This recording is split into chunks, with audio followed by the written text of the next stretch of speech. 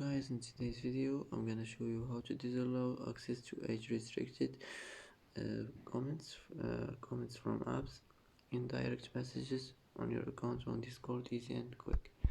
First, click on your profile, click privacy and safety, and here you will find allow access to age restricted comments from apps in direct messages, and click like this, and this will be disallowed,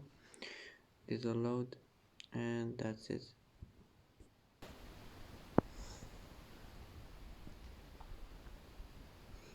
And that's it for today's video. If you like this video, don't forget to like and don't forget to subscribe. I hope this video is helpful for you, and thanks for watching until the end, and see you in the next video.